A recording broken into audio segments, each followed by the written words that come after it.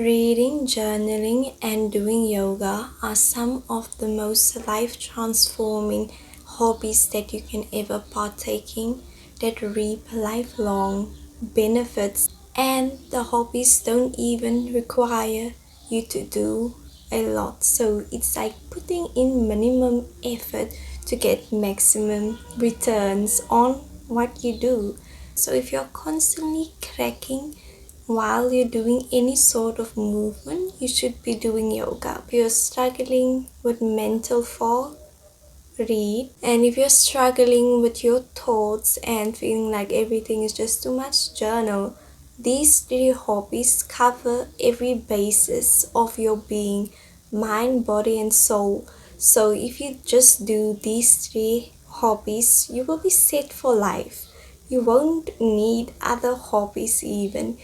Hi, reading, journaling, and doing yoga are things that I do every single day, and I feel like the benefits just get more the more you do it. So, consistency is really key when doing simple things, and I find that that's oftentimes where people lack or slack off with consistency in the simple things because they feel like they need to, or you feel like you need to do something massive or extravagant to reap change in your life, and that's absolutely not true. I have found that the most simplest everyday mundane advice as well as habits and hobbies are actually the ones that will give you the life or the returns that you actually want in your life.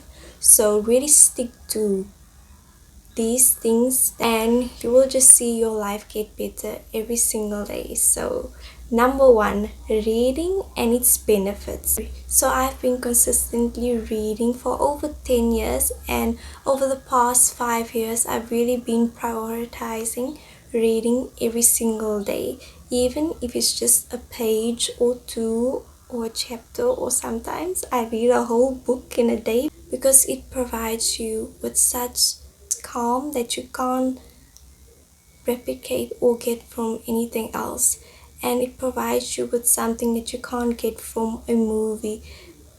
Movies are great and I do enjoy watching them, but reading is something that totally disarms you from life.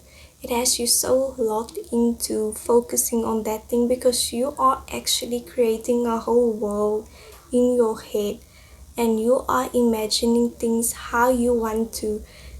The book can say she had on a red dress, and everyone in the world will have a different vision in their head about how this red dress looks like. Because someone will think it's a short dress, someone will think it's a long dress. So many different perspectives. You form your own ideas.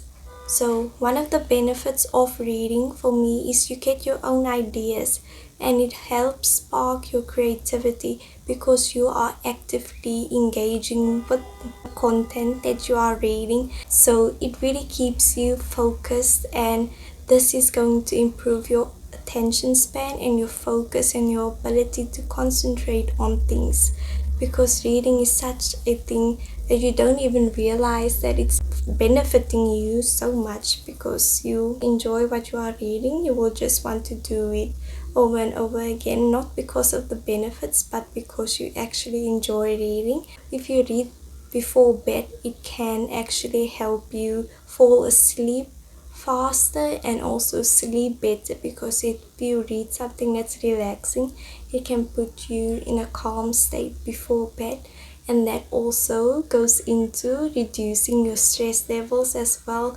And I feel like stress management is such a crucial thing that everyone should have in their lives, whether you are young or old or middle age. It's just something that you need to manage, and it can also help you be a more effective communicator because it will expand your knowledge on topics and things, and it will also help you to understand people better, and it teaches empathy and it teaches you to put yourself in other people's shoes, the shoes being the author of the characters, and it really just expands your mind. So reading is one of the must-have hobbies that I feel like absolutely anyone should have at any age, and it also prevents cognitive decline. And also in my video, a monologue to the love of my life, I also talk about reading benefits, and I just love talking about this because it really benefits your mind so much. The second part, yoga for changing your life. I always thought that yoga was just for being flexible and showing everyone that you can do the splits, because that's why I actually started doing it, because I really wanted to get my splits. I would say yoga is not only a physical thing. Yoga combines the physical aspect of moving your body with a more mental aspect, with being in tune with your body and your breath while you are busy doing these various poses or movements. So yoga isn't only for your body but also for your mental health. So I really incorporated this habit into my daily life. If you do yoga before bed, it can also aid into you getting better sleep, because when your muscles are relaxed, you will be in a more relaxed state and your mind will be at ease and you will just sleep better. And I feel like even if you do other sort of workouts like strength training or Pilates, you should also include yoga into your routine to prevent soreness and just to recover better. And everyone should be flexible, and yoga can also give you balance and stability, so that you don't get injured while working out. As well as the aging process, you need to be able to remain flexible and have balance and stability as you age, because you don't want to be stiff at 20. Imagine if you're stiff at 20, how you will be when you're 40, never mind 80. So definitely do yoga if you want to remain flexible throughout your years and just for balance and stability. Yoga is almost like a meditation practice combined with movement. It will also improve your mood and just make you a more calm and sensible person, I have found. And sometimes I just do yoga to really just relax, and if I'm feeling a little bit down, I will just do yoga so it can improve your mood as well. So number 2 is add yoga to your everyday life. The last hobby that you should include into your life is journaling. And I have a lot of journals, and these aren't even all of them, but I've been journaling since I was 9. Every type of journaling practice I've done almost. So I find that just find what works for you. And if you don't know how to start journaling, just write how you feel on that particular day. If you're happy, sad, then stop, and also add like 3 things that you are grateful for. Journaling is something that really helps you process your emotions, to not overreact in situations, and to really think before you speak. You always want to respond rather than react to things.